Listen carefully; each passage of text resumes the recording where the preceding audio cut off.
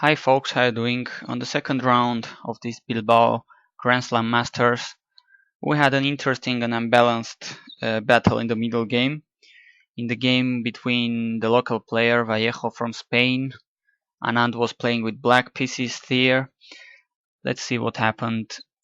Vallejo keeps playing 1d4, and after c4 e6, this time he doesn't want to go into the Nimzo Indian as he did against Aronian. This time he plays knight to f3. And Vishwanathan Anand plays d5, transposing to Queen's Gambit, knight c3, and still black plays bishop b4. You know, this is the Ragozin line. White exchanges on d5 and plays bishop g5. An interesting and sharp variation, this Ragozin one, frequently played by top players like Aronian, Kramnik, Topalov, for instance, or Anand himself. h6, bishop h4, and c5 was played. Quite theoretical, I think. And here the main line, I would guess, is e3. Then, if I'm not mistaken, black plays c4 and sometimes plays g5, knight e4 with a complex battle. But rather, after c5, Vallejo goes with d takes c5. He takes on c5 right away, isolating black's d pawn. Now black has a couple of perfectly valid moves to play, and I plays knight bd7. Although it's blocking the bishop ways, it's targeting the c5 pawn, it's defending his colleague on f6, e3, and now very logical move. Nice move, queen to a5. Apart from putting more pressure on this pinned knight and, of course, attacking c5 as well, it's getting away from the pin with this on this dark square diagonal. Vallejo defends his knight. And now knight can go to e4, there is no more pin, and this poor knight is now being put under some heavy pressure. Of course, white is temporarily a pawn up, so it's kind of up to Anand to decide where he's going to take his pawn back now on c3 on c5. White plays bishop e2, and Anand castled here. But I think it was interesting, this variation, taking the pawn on c3 right away this way. Take with the knight, and after b takes, take with the bishop. That's a check. Well, the computer is suggesting king f1, knight d2, I guess another possibility there, but maybe not that great. King to f1, and this is getting really messy and unclear, as black can perfectly take on c5, but d5 is hanging. White could take, but now black develops a piece with tempi, attacking the queen on d5 with bishop e6. So rook d8 is not possible because bishop is on h4, but white could castle, and white will not be able to castle anymore. So really unclear and chaotic position here. Interesting. They didn't go for this, but this was a possibility to consider for sure. Instead, after bishop a2, both players just castled. Safe play so far. Now Anand takes on c3 and takes there with the knight as well, assuming that he will have lots of possibilities to put pressure against the c5 pawn and win a pawn that time. Meanwhile, he'll have to defend his own d5 isolated pawn.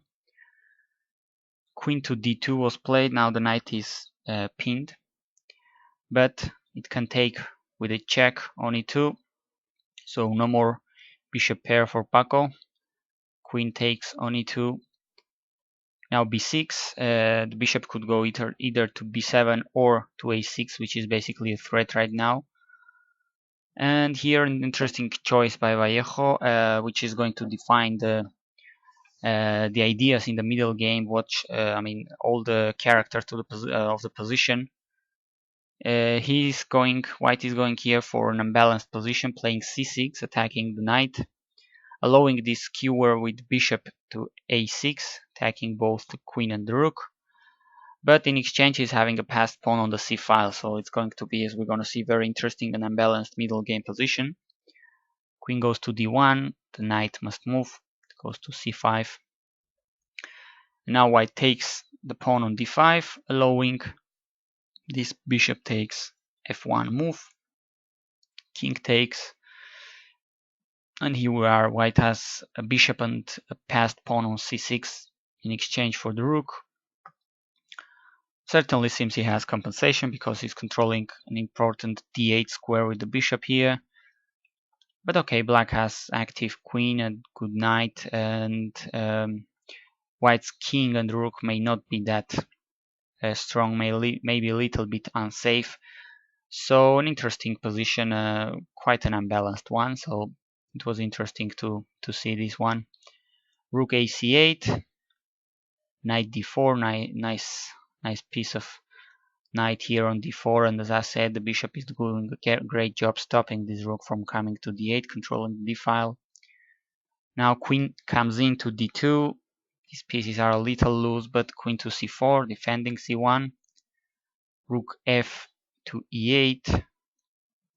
Now a queen trade on c2. Now rook e5. Interesting maneuver, this one by Anand. He's going to kind of force or allow to the pawn to advance to c7. Then he's going to relocate his rook to control it. This way, bishop g3, rook d5. Now c7, the bishop is protecting there. Now rook d7. Curious maneuver by Anand. Knight to b5 was played here, attacking a7, a6, and at this point is where I guess Vallejo makes a mistake. Probably he was short on time because he's a player who usually has some time trouble. He goes with the knight back to d4, allowing what we're gonna see in a few seconds. A great, not that difficult to spot maneuver by black. It seems that it was much correct to play knight c3, avoiding this knight from jumping to e4, controlling the e4 square. Well, why is it so important? Because after knight to d4, knight goes to e4, attacks g3, it's gonna be taken. And basically this is the bishop which was stopping black from taking the passed pawn on c7. So white Anand is going to eliminate the defender of c7 pawn, and in this way he's going to win this very important crucial pawn on c7. Rook c6, at least Vallejo will get b6 in exchange, but after takes, rook d takes c7, rook takes b6, it's obvious that white lost great part of his compensation, and see there is no more passed pawn on 7th rank as he used to have, and black has a very good pair of rooks.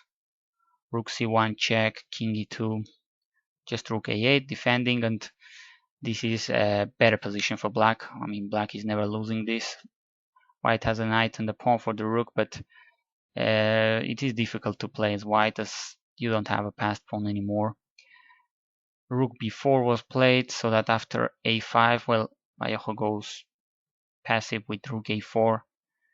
Now rook b1, after knight b3, rook b2, king f3, doesn't seem nothing out of this world, but suddenly rook a6 with the idea of, for instance, checking white king on from f6, taking the f2 pawn, breaking all this pawn structure away, and in fact Paco Vallejo here after 35 moves just resigned the game because, well, he thought this was hopeless, and in fact it's very difficult position. So not only white pieces are very passive, the rook on a4, but also the king is kind of unsafe. Black rooks are taking over, taking all the control, and this is a very, very unpleasant situation to be as white. So this was the second victory on a row by Vishy Anand. Looking great so far in this tournament in Bilbao.